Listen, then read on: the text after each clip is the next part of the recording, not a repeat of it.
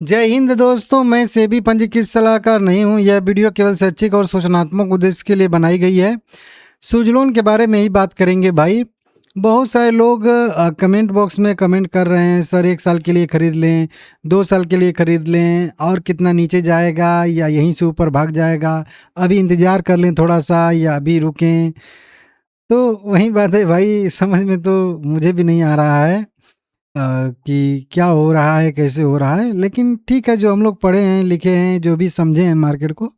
History repeat तो मैं पहले से ही आप लोगों को कई बार समझा ही रहा था मूविंग एवरेज का, क्योंकि आज चार्ट में छोड़ दिया हूँ ये सब कचड़ा, ठीक है ना, हटा दिया हूँ। केवल चार्ट पे मूविंग एवरेज की परिभाषा यहाँ पे हम लोग देखेंगे, मूविंग एवरेज का इशारा कह लीजिए, वो समझेंगे। हालांकि ये मैं पहले से ही बताया था आप लोगों को कि शुरू करते हैं वहीं 100 DMA से। 100 DMA का यहाँ पे सपोर्ट लिया था पहली बार जब यहाँ से रैली शुरू हुई थी।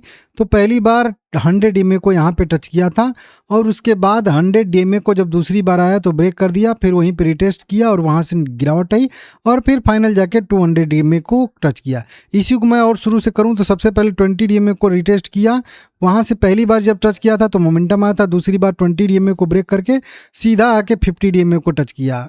फिर उसके बाद 50 DMA से रिकवरी आया, दूसरी बार उसको भी ब्रेक कर दिया, सीधा 100 DMA पे आया। 100 पे मतलब हर मूविंग एवरेज को एक बार रिस्पेक्ट देता है, एक बार प्रणाम करता है कि सर जी प्रणाम, उसके बाद दूसरी बार नहीं करता है, दूसरी बार उसको ब्रेक कर देता है। फिर लास्ट आया 200 DMA मूविंग एवरेज, वहाँ पे भी पहली बार सपोर्ट लिया, मोमेंटम किया। तभी आपको बताया था कि ये एक पुल बैक था, तो ये भी एक पुल बैक के तौर पे ही काउंट होगा, जब तक कि फिर से ये 100 DMA मूविंग एवरेज के ऊपर न चला जाए। और वहीं 60 पे वाला ब्रेकआउट जो मैं बार बार बोल रहा था, और उसी 60 पे बहुत सारा OI भी बिल्डअप है, अभी भी होगा।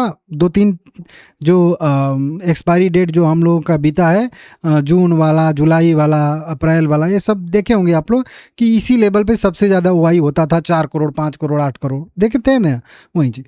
तो ये चीज़ अब यहाँ पे मेन चीज़ आ रहा है कि जो हम लोग का मेन मुद्दा था, मेन जो सपोर्ट हम लोग का था, वो सब था 50 का लेवल ही, या 51-52 का, जो भी कह लीजिए लेवल। अब वहीं वाला लेवल जो है ब्रेक हो चुका है। सारे मूविंग एवरेज डेली चार्ट पे भी वहीं पे थे, और जो है वीकली चार्ट पे भी देखिए यहाँ पे उसी लेवल पे 20 DMA और 50 DMA दोनों थे। अब नीचे कुछ है ही नहीं, नीचे है 200 DMA मूविंग एवरेज। अब बोलो कि चलिए ठीक तो है, 200 DMA तो मूविंग एवरेज तो है, तो आएगा तो सपोर्ट दे देगा ना। नहीं भाई, वहीं तो हिस्ट्री हम लोग देख रहे थे ना कि दूसरी बार जब आता है तो किसी भी मूविंग एवरेज को वो कुछ नहीं समझता है। पहली बार समझता है, लेकिन दूसरी बार जब भी आता है वो दूसरी बार उस मूविंग एवरेज को ब्रेक करता है और फिर नीचे और जाता है। तो 200 DMA से कुछ हम लोगों को जो है भरोसा नहीं है, क्योंकि 200 DMA पे अगर आता है तो वो भी ब्रेक हो जाएगा नीचे के साइड में, जो कि अभी हम लोग हिस्ट्री देख रहे थे। ये मैं नहीं बोल रहा हूँ, आप चार्ट देखिए, चार्ट पे वो चीज़ जो बोल रहा हूँ वो खुद आपको दिख जाएगा, ठीक है ना, एक एक मूविंग एवरेज को लगा के देखेंगे तो ये चीज़ यहाँ पे आ रहा है। तो कुल मिला के अगर मोमेंटम आना है तो यहीं से आना है, नहीं तो फिर नहीं आना है। क्यों? क्योंकि देखिए, जब भी कोई मूविंग एवरेज बहुत ज़्यादा रहता है और उसके बाद 20 DMA का कहीं पे भी इस तरीके से लो बना होता है ना, तो वो लेवल भी इंपॉर्टेंट सपोर्ट के तौर पे काम करता है। यहाँ पे एक लो बनाया था, यहाँ पे एक टॉप बनाया था, तो ये पहले से ही एक कह लीजिए कि रेजिस्टेंस सपोर्ट जोन स्ट्रॉन्ग वाला है। और पहले से आप लोगों को डेली चार्ट पे बता ही रहा था फिबोनाची के आधार पर कि नीचे जाएगा तो ये 48 तक जाएगा, भले ही ये 47 है, तो वो 1-2 पॉइंट, 2-4 पॉइंट इधर उधर रहता है, कोई उतना परफेक्ट नहीं रहता है कि पॉइंट टू पॉइंट बताएगा, ठीक है ना। तो यहाँ तक आने की संभावना थी, वहीं तक आके जो है ये सस्टेन कर रहा है।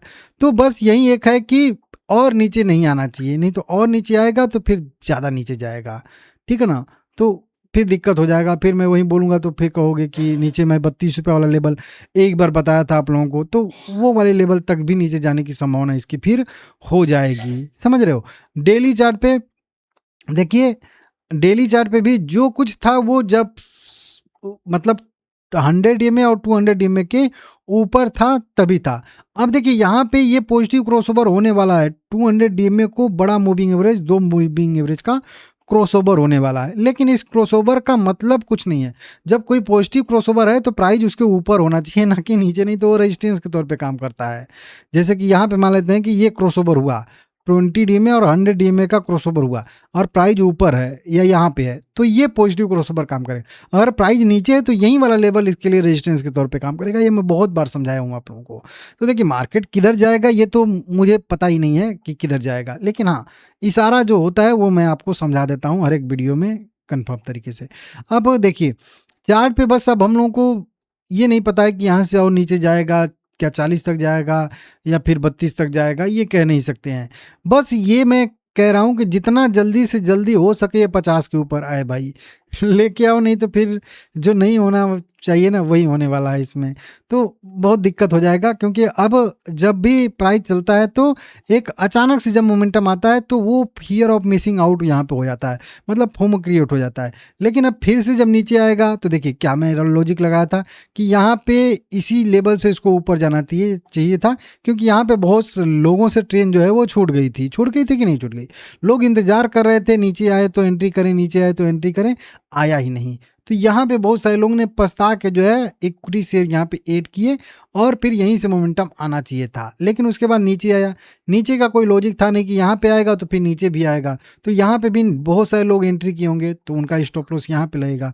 अब यहाँ पे जितना जल्दी से जल्दी, इसीलिए बोलता हूँ क्योंकि लोगों को सोचने समझने का टाइम न मिल सके, एंट्री यहाँ पे न हो सके, क्योंकि अभी लोग यहाँ पे एंट्री नहीं करेंगे। यहाँ पे 3 रेड कैंडल पे किसी में मतलब कह लीजिए कि दम ही नहीं कि वो यहाँ पे एंट्री कर सके, नहीं करेंगे। जो लोग मतलब जो बहुत एक्सपीरियंस वाले रहेंगे, जो ज़्यादा अपना रिस्क के कैपेबिलिटी जो भी है उसको समझते हैं, उसकी एनालिसिस करके यहाँ पे वो ले सकते हैं, नहीं तो फालतू वाले लोग नहीं ले सकते यहाँ पे। तो जब अगर यहाँ पे मान लेते हैं कि 1 हफ्ता टिक गया, 1 महीना टिक गया या फिर 15 दिन टिक गया, तो जब टिकने का मतलब है कि लोगों को लगेगा कि हाँ अब सस्टेन कर रहा है, उसमें एक बड़ी रेड कैंडल बन जाएगी, कभी ग्रीन कैंडल बन जाएगी, तो फिर से नई नई नई नई नई नई यहाँ पे पोजीशनें क्रिएट हो जाएगी। तो फिर जब नई नई पोजीशन फिर से क्रिएट हो जाएंगी, यहाँ पे क्रिएट हो जाएंगी, तो फिर से उनका स्टॉप लॉस लेने के लिए नीचे की साइड में आने की कोशिश करेगा भाई। तो इसलिए क्योंकि प्राइस जब भी आता है तुरंत नीचे आए और तुरंत उसके बाद जो है मोमेंटम आना चाहिए, ठीक है ना, नहीं तो फिर जो है दिक्कत हो जाता है। तो ये यहाँ पे चीज़ है। बस 50 के जब तक ये नीचे नीचे रहेगा भाई तब तक इसमें हमेशा सेलिंग प्रेशर बना रहेगा और ये कभी भी जो है गिरावट कर सकता है, बड़ी वाली भी और छोटी छोटी गिरावट भी कर सकता है। पैटर्न के हिसाब से यहाँ से नीचे नहीं जाना चाहिए मेरे हिसाब से, लेकिन वही बात है ना कि जानता तो कोई नहीं है कि कहाँ जाएगा कैसे जाएगा। डेली चार्ट वीकली चार्ट दोनों इसका वीक हो चुका है, इसको आप लोग देख लीजिएगा।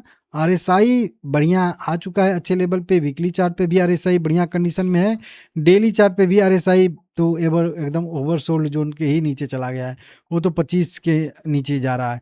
हाँ एक चीज़ यहाँ पे और है कि ये जब भी 25 के आसपास आरएसआई जाता है, ये एक बार मैं आप लोगों को और लॉजिक समझाया था, तो फिर वहाँ से जो है एक बार 30 का लेवल ब्रेक करता है तो फिर जो है फिर 30 के लेवल को नीचे ब्रेक करने के लिए नहीं जाता है एक बार। तो अब इंतजार करना होगा वहीं कि एक बार ये 30 के लेवल को फिर से ब्रेक कर दे ऊपर के साइड में, तो कम से कम 50 तक आरएसआई आएगा, और 50 तक आरएसआई ऐसी तो फालतू में आएगा नहीं, जब प्राइस मोमेंटम करेगा तभी आएगा। तो ठीक है, जब भी ये आरएसआई इतना जो है ओवरसोल्ड जोन में चला जाता है तो वहाँ से एक रिकवरी की संभावना बनी रहती है। ये हिस्ट्री कह रहा है, मैं नहीं कर रहा हूँ, आप लोग अपने हिसाब से देख लीजिएगा। तो ठीक है, यहाँ पे एक एंट्री का पॉइंट तो है, लेकिन अब वही बात है कि अगर इस 30 के नीचे ही टिक गया ज़्यादा दिन तक, जैसे कि यहाँ पे जाके एक आध हफ्ते टिक गया था, और यहाँ से भी हो सकता है कि आरएसआई थोड़ा सा नीचे जाए, तो फिर थोड़ी बहुत और गिरावट मतलब 5-7% की आप लोगों को देखने के लिए मिल सकती है। तो इसके लिए आप तैयार हो तो फिर यहाँ पे एक बढ़िया एंट्री का पॉइंट बन सकता है, आप लोग अपने हिसाब से देख लीजिएगा। बाकी ठीक है भाई, लाइक करिए, चैनल को सब्सक्राइब करिए, देखते हैं, ठीक है।